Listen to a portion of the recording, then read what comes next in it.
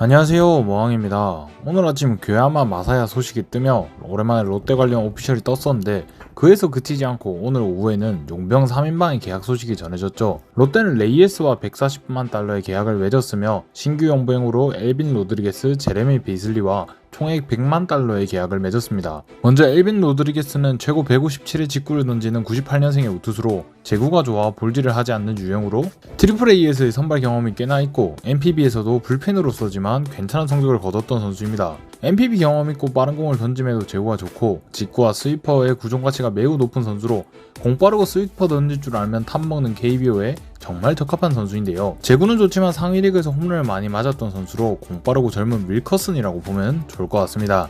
엘빈 로드리게스는 이전에 다룬 적이 있기에 자세한 내용은 우측 상단 영상을 참조해 주길 바랍니다. 그래서 오늘은 영상으로 다뤄본 적이 없는 제레미 비슬리에 대해 이야기를 해볼까 하는데요. 제레미 비슬리는 최고 158, 평속 150을 던지는 올해까지 한신에서 뛰었던 95년생의 우투수입니다. 190cm의 큰 키에 106kg이라는 건장한 체격으로 피지컬에서 일단 힘이 느껴지는 것 같은데요. 직구 자체도 빠르고 구종 가치가 굉장하지만 같이 구사하는 슬라이더의 평역시 굉장히 좋은 선수에 서드 피치로 스플리터까지 구사하고 일본에서는 커터까지 장착한 걸로 확인이 됩니다. 확실한 직구 슬라이더 2개가 있다 보니 거의 두 구종을 위주로 던지는 수준이지만 그것만으로 충분히 좋은 모습을 보였는데요. 2017년 LA 에인절스의 지명을 받으며 미국에서 커리어를 시작한 제레미 비슬리는 미국에서는 주로 마이너리그에서 뛰었으며 전체적으로 삼진 비율이 높고 제구가 준수한 수준임을 보여줬습니다.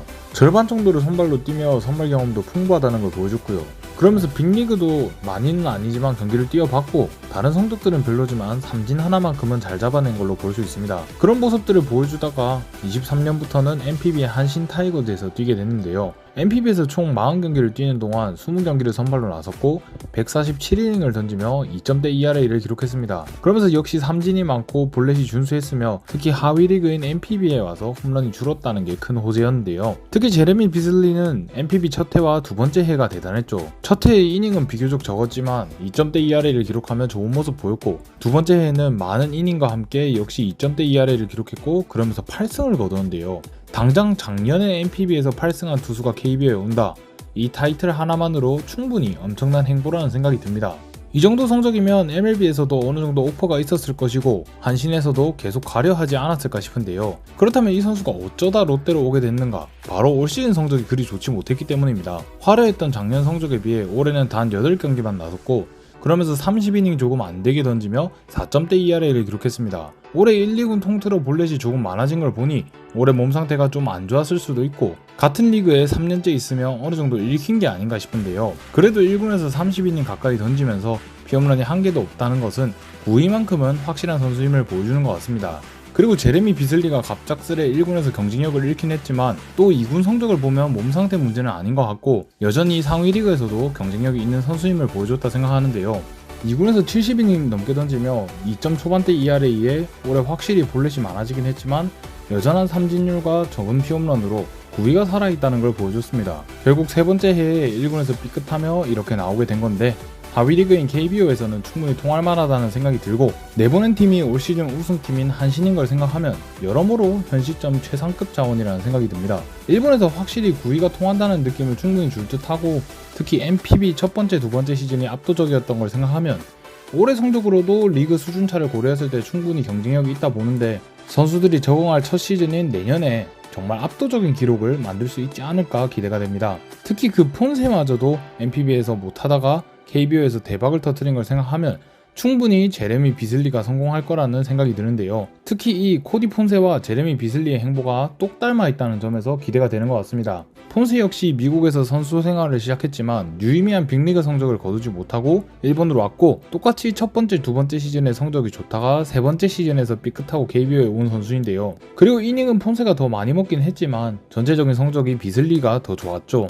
성적으로 보면 같은 리그에서 폰세보다 삼진을 많이 잡았으며 홈런을 덜 맞았고 ERA가 거의 이 정도 차이 나는 수준으로 물론 모든 환경이 완벽하게 똑같지는 않았겠지만 같은 리그에서 폰세보다 더 잘한 선수가 온다는 것만으로 충분히 기대가 되는 행보인 것 같습니다. 폰세는 94년생, 비슬리는 95년생으로 두 선수가 같은 나이에 비슷한 행보를 맡게 되는 건데 너무 큰 바람이긴 하지만 비슬리 역시 폰세처럼 KBO에서 멋지게 반등하여 MVP급 활약을 해주는 선수가 됐으면 좋겠네요. 그리고 특히 풀타임으로 긴 이닝을 먹었다는 점에서 기나긴 한 시즌을 맡아줄 선수로 충분히 기대가 되는 것 같습니다. 1군에서 2이닝과 경기로는 풀타임 선발급 활약을 한 것은 아니지만 두 번째 해부터 1, 2군을 합치면 100이닝을 넘게 던져오며 엘빈 로드리게스와 다르게 당장 선발로서도 문제가 없는 체력과 실력을 가지고 있다는 것이 굉장한 메리트가 있다고 생각합니다. 한마디로 선발 경험 없이 KBO에 입성하는 평범한 용병들과 달리 당장 선발로서도 문제가 없을 법한 NPB에서 좋은 모습을 보이고 온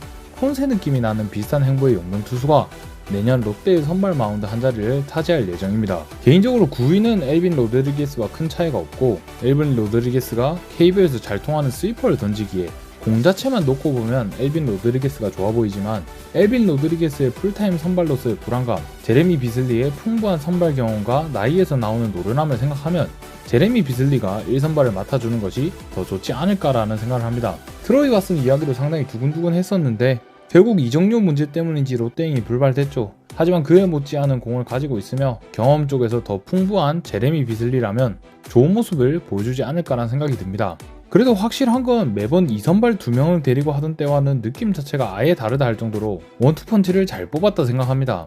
우선 둘 다 NPB 경험이 있는 선수를 데려왔죠. 이건 그만큼 아시아리그 경험이 있다는 강점이 있는 선수고 분명 타리그에서 온 선수보다 적응이 훨씬 편할 거라는 기대가 됩니다. 그리고 던지는 공과 스타일을 봤을 때 확실히 롯데의 용투 컨택 스타일이 바뀐 것 같죠. 롯데는 늘 로우 리스크 로우 리턴 픽을 내세우며 매번 9위를 기대하기 힘든 용병들을 데려왔는데 이번 원투 펀치는 두 명 다 평속이 150이 나오며 9위에서 확실히 기대가 되는 선수들이죠. 역대 용투로 따졌을 때 평속 150 넘는 게 감보아밖에 없었는데 올해는 타리그에서 평속 150을 찍는 선수를 둘이나 데려왔습니다. 그만큼 KBO 공인구와 잘 맞기만 한다면 더 압도적인 공을 뿌릴 수도 있다는 것이죠. 이는 평속 좀 나오면 ABS로 이득 보면서 리그 잡아먹을 수 있다는 메타인지가 된 게 아닐까 기대가 되고 이번 용투 2명이 성공하며 앞으로의 롯데의 영병 컨택이 새로운 전환점을 맞을 수 있지 않을까 싶습니다.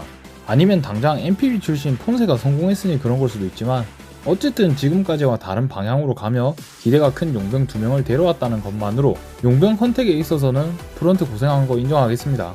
이런 변화에는 확실히 새로 뽑은 기아 출신 스카우터 브룩스가 큰 도움을 준 것 같죠. 실제로 브룩스는 MLB 오퍼도 받았던 엘빈 로드리게스를 직접 미국까지 찾아와 설득했다며 첫 영입부터 제대로 업적을 쌓았습니다. 만약 미국 가서 설득한 로드리게스가 좋은 모습 보이고 같이 데려온 비슬리까지 제대로 터진다면 분명 브룩스의 이 행보들은 찬양받을 것이고 용투의 영향이 큰 KBO에서 전력 보강이 0이었던 롯데는 생각보다 큰 순위 상승을 맞을 수도 있지 않을까 싶습니다. 일단 오늘 살펴본 소식들을 종합해보자면 레이에스는 3년차를 맞이하며 제 역할을 해줄 거라 믿고 아시아 쿼터는 진짜 실망스럽긴 하지만 용투 2명을 역대급으로 잘 뽑았다고 생각합니다. 그런 만큼 결국 전력 보강이 없던 롯데였지만 내년 시즌이 아예 기대가 되지 않는 건 아니라 생각하는데요. 부디 이런 바람이 제대로 들어맞으면서 용병들의 활약과 함께 내년 롯데가 우리의 예상보다 더 높은 순위에 안착했으면 좋겠습니다. 롯데의 4명의 용병 계약에 대한 여러분의 생각은 어떠신가요? 지금까지 머항이었습니다. 감사합니다.